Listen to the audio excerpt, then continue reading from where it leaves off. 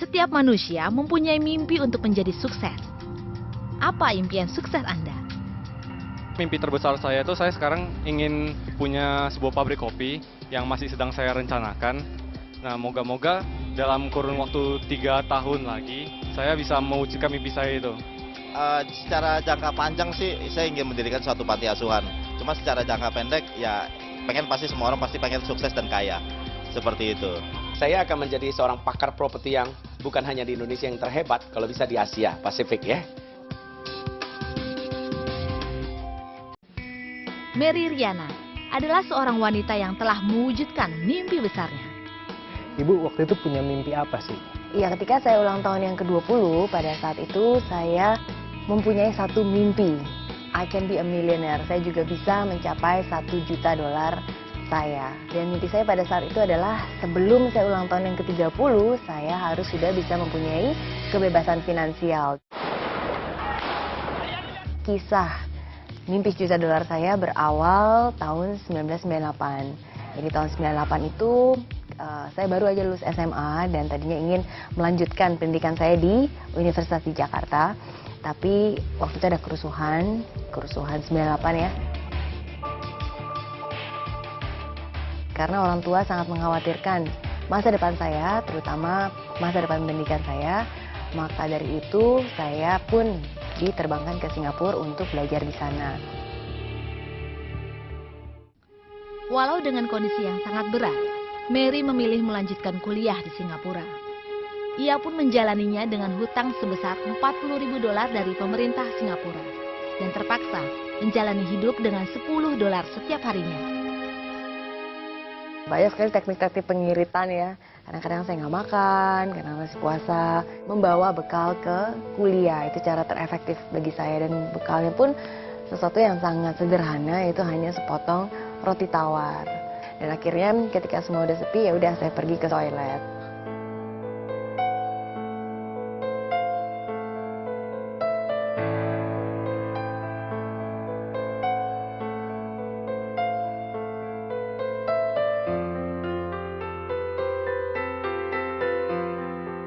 Ya memang saat-saat yang menyedihkan dan lumayan mengesankan bagi saya juga, karena pada saat itu banyak sekali perasaan yang bercampur aduk. Jadi ada perasaan kecewa juga, perasaan marah juga. Kenapa sih kok Tuhan memberikan cobaan yang sangat besar untuk saya? Kenapa saya harus jauh-jauh dari orang tua? Kenapa saya harus pindah ke Singapura? Sedangkan waktu itu situasi di Jakarta pun masih nggak tahu kan waktu itu gimana, masih banyak kerusuhan dan sebagainya. Sedangkan situasi saya di Singapura pun juga dari keadaan finansial pun sangat sulit. Ya, saya berpikir pasti ada alasannya kenapa Tuhan memberikan semua hal itu terjadi di dalam hidup saya. Maka dari itu semua energi yang saya punya, saya salurkan, dan lebih tepatnya ketika saya ulang tahun yang ke-20, saya berjanji, saya benar-benar ingin bisa sukses, mewujudkan impian saya sebelum usia 30 tahun. Ya, jadi itulah awalnya kenapa saya bisa punya mimpi seperti itu. Gimana sih caranya Ibu bisa bangkit dari segala masalah Ibu ini, Bu? Saya percaya bahwa kalau saya ingin mengubah kehidupan saya, langkah pertama yang paling gampang, yang paling mudah yang bisa saya ambil adalah dengan mengubah cara pandang saya terhadap kehidupan. Saya mengubah cara pandang saya menjadi hal-hal yang lebih positif. Pasti ada alasannya kenapa semua itu terjadi di hidup saya. Kalau saya ingin mewujudkan impian saya harus juga berjuang. Ya, jadi mulai dari situ saya mulai melakukan banyak hal yang sebelumnya saya tidak pernah lakukan. Pada saat itu ya saya mencari kerjaan tambahan, dan pekerjaannya pun juga sangat sederhana. Dari mulai bagian brosur, kerja di toko bunga, saya juga pernah bekerja di pelayan restoran di sebuah hotel dan sebagainya. Ya pada saat itu saya nggak mikirin gengsi atau kayaknya gaya-gayaan. Bagi saya bekerja itu bukan untuk gaya-gayaan, tapi saya bekerja pada saat itu sebagai usaha saya untuk bisa memberikan kehidupan yang lebih baik buat saya sendiri dan akhirnya bisa mewujudkan impian saya. Banyak orang mengalami ketakutan dalam menjalani impiannya. Apa ketakutan yang Anda hadapi? Kadang-kadang kita takut gagal gitu loh. Malas ya, malu, kadang-kadang gengsi. Itu yang bikin orang jadi tidak bisa maju. Itu yang menghambat kita semua. Oh, halangan terbesar takut rugi, takut nggak sukses. Tapi bagi saya Lebih baik saya gagal dalam perjuangan meraih cita-cita daripada saya gagal tanpa pernah tahu rasanya berjuang. Perjuangan Mary di bidang sales dan finance pun membuahkan hasil yang menakjubkan. Sangat bersyukur karena di tahun pertama saya sudah bisa mendapatkan pendapatan lebih dari 200.000 Singapura dolar. Jadi kalau dikurskan ke rupiah itu sekitar 1,5 M.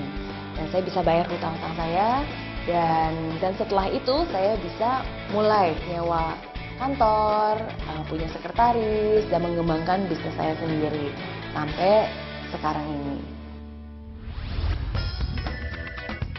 Visi, jadi kita harus punya visi, kita harus tahu kemana kita mau pergi, kita harus berani bermimpi. Dan kedua itu tindakan, ya, jadi kita juga harus berani mengambil tindakan, jangan pernah takut gagal. Dan yang ketiga itu adalah hasrat, ya, passion, hasrat. Jadi saya percaya bahwa kita benar-benar harus menyukai pekerjaan kita dan juga melakukan apa yang kita sukai. Jadi vision, action, passion. Iman itu saya mempunyai harapan. Dengan kekuatan iman itulah saya percaya bahwa sesulit apapun hidup saya, pasti saya akan selalu ada di dalam lindungan Tuhan. Kekuatan iman adalah suatu hal yang sangat penting di hidup saya, terutama ketika saat saya jauh dari orang tua.